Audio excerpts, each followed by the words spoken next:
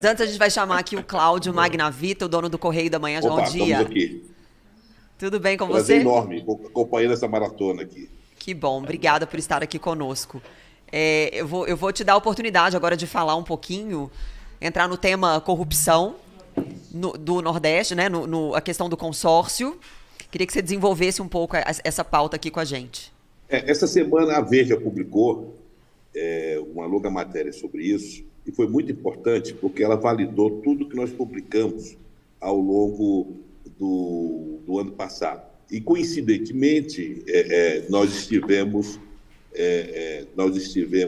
exatamente há um ano com essa matéria, porque nós fizemos um raio-x daquele que é o maior escândalo que o PT enfrenta na atualidade, porque esse é um escândalo novo, envolve dinheiro da pandemia, dinheiro da saúde, a compra de respiradores fantasmas.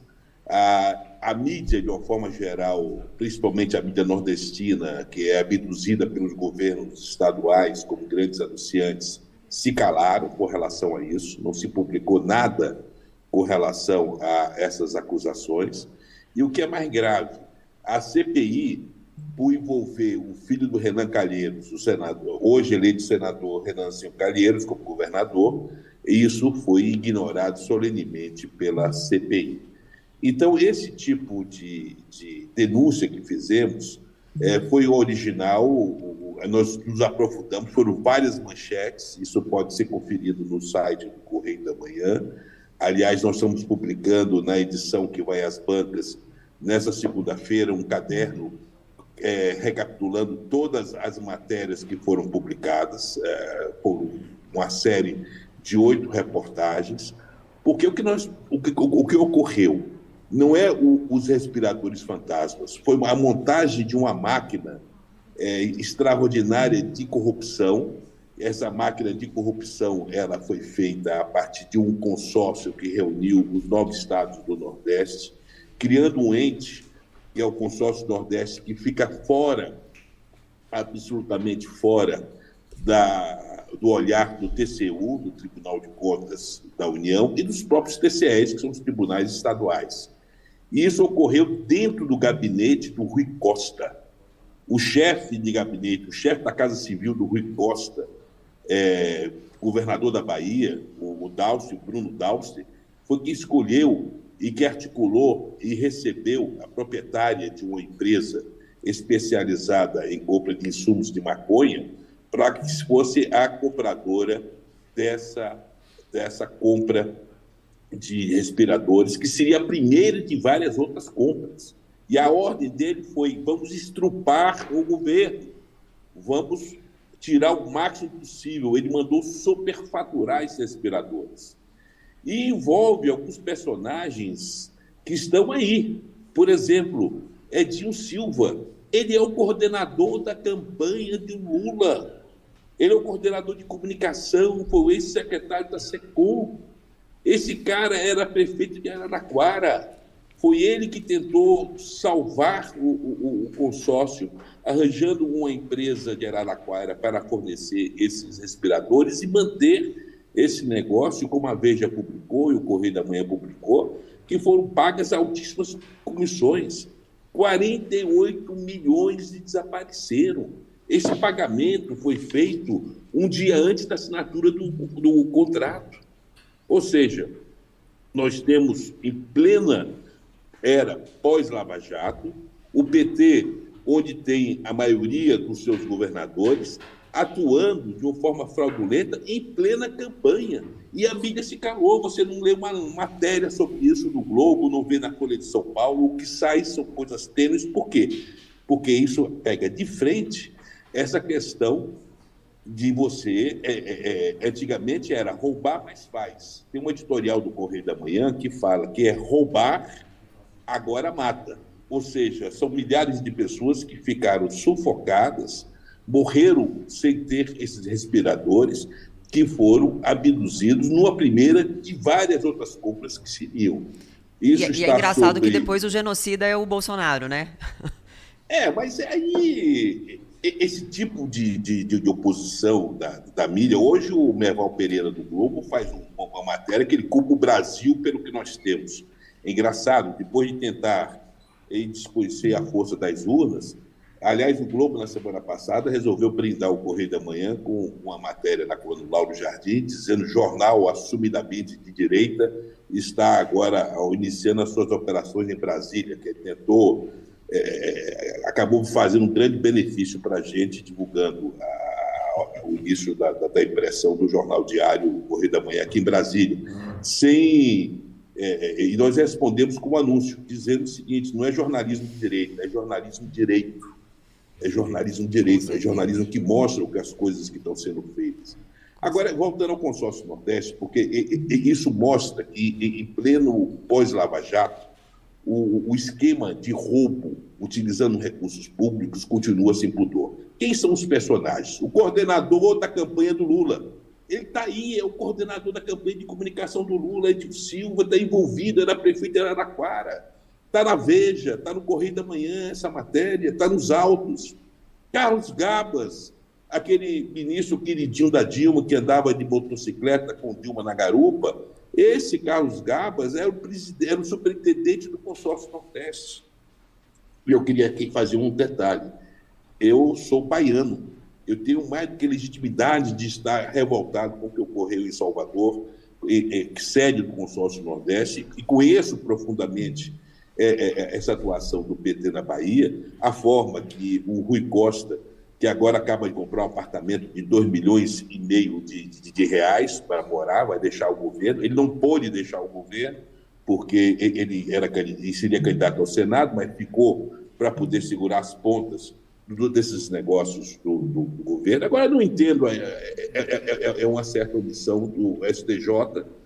O STJ foi tão eficaz na questão da apuração das irregularidades lá em Alagoas, deveriam ter tido já uma ação mais dura nessa questão dos respiradores, porque isso gerou morte. Sim. E isso está profundamente documentado. E aqui eu quero fazer uma homenagem a um deputado, Kelps, que é o presidente, foi deputado estadual do Rio Grande do Norte, porque ele abriu uma CPI no Rio Grande do Norte.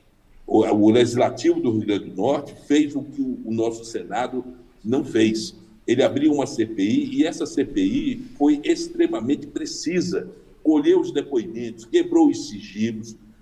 Só esse relatório da CPI do Rio Grande do Norte, com os depoimentos, as confissões que foram feitas perante os parlamentares, para desespero da governadora, que é do PT, e dos deputados do PT que integravam essa comissão, só esse material era suficiente para o STJ colocar todo mundo na cadeia, afastar todo mundo, porque o negócio foi muito sério. Esses respiradores, cada estado entrou nessa primeira leva com 4 milhões e 800 mil reais, colocado na conta do consórcio Nordeste. Carlos Gabas pegou, na véspera, antes de assinar o contrato, fez um TED para essa empresa. Essa empresa tinha 90 dias de fundada. Era uma empresa que tem um capital social de 100 mil reais. Foi feita para poder ser a intermediária da compra desses respiradores, que seriam respiradores que seriam colocados para distribuição nos estados. A primeira de várias outras compras.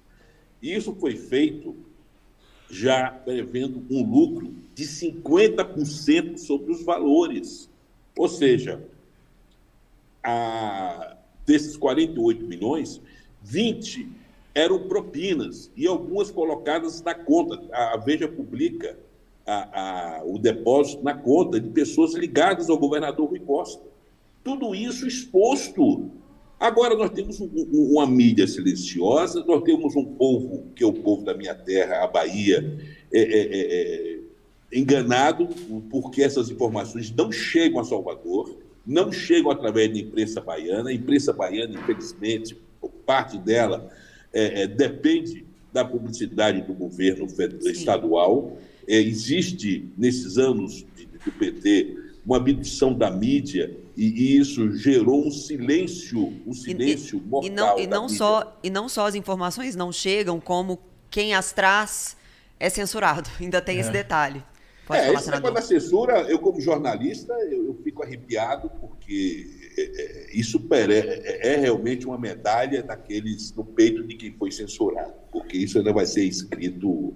Aliás, o Merval hoje, ele dá um ataque de sincericídio, além de culpar o Brasil, ele ataca o STJ, o TSE, e ataca também o STF. É bom ver o Globo, né, se unindo assim, uma crítica. Merval Pereira, presidente da Academia Brasileira de Letras, falando que o Brasil não presta, porque não vai.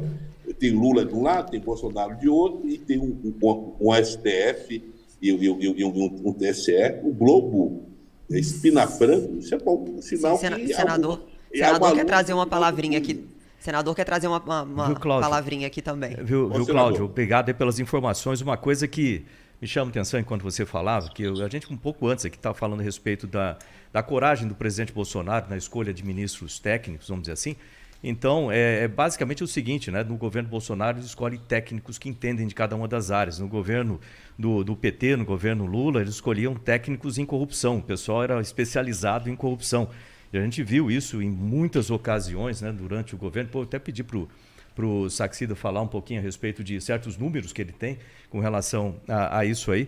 Mas o que eu vejo agora, que a gente está próximo de uma eleição, é se um presidente como o Lula é escolhido, o que a gente está passando para as futuras gerações do Brasil é dizer que ser corrupto, que ser desonesto é válido. E isso a gente não pode, de jeito nenhum, passar essa mensagem para o nosso futuro, né, do país aqui. Isso é extremamente sério, né, para as pessoas pensarem, para os pais pensarem.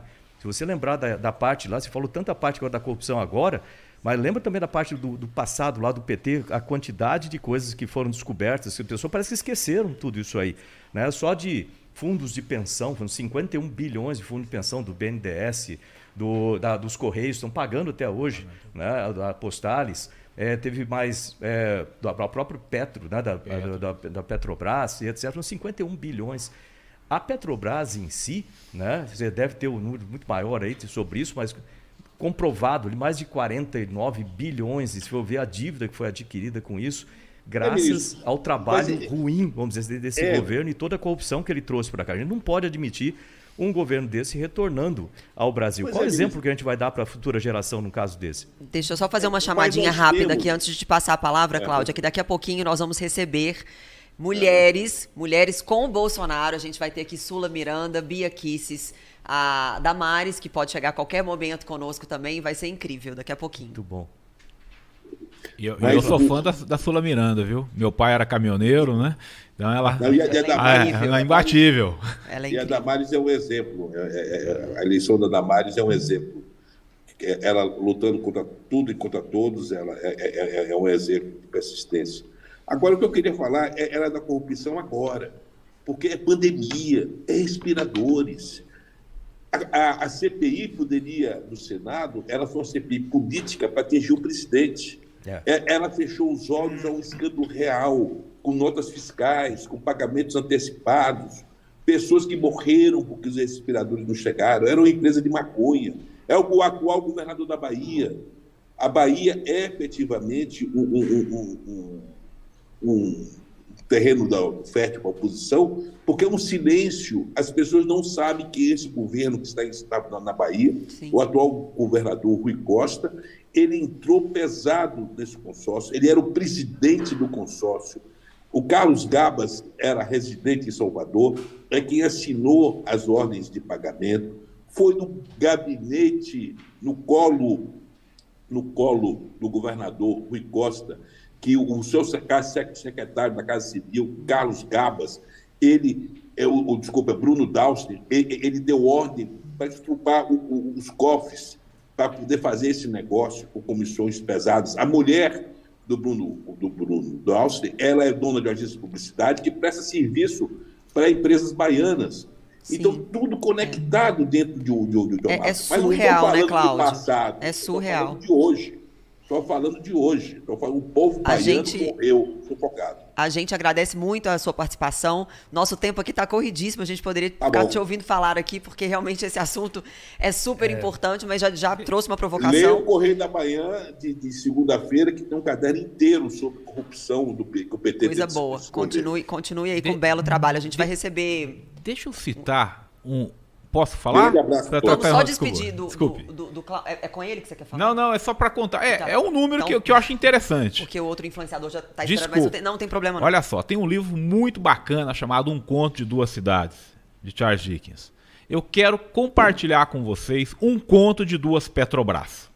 A Petrobras do governo passado, 160 bilhões de dólares em dívida. Aproximadamente, a valores de hoje, 900 bilhões de reais em dívida. A empresa mais endividada da história. A Petrobras, na sexta-feira passada, agora, com o governo Bolsonaro. Valor de mercado, recorde, 520 bilhões de reais. É o conto de duas Petrobras. Na época passada, do governo passado, a empresa mais endividada do mundo. Com o governo Bolsonaro, recorde de valor da Petrobras. Como diz o presidente, é só não roubar. Obrigada, Cláudio. Tudo de bom pra você, abraço. Viu? Vamos vencer aí dia 30. E siga o Correio da Manhã no Instagram, @coluna Magnavita. Boa. Obrigada, querido. Abraço. Tudo de bom. Tchau.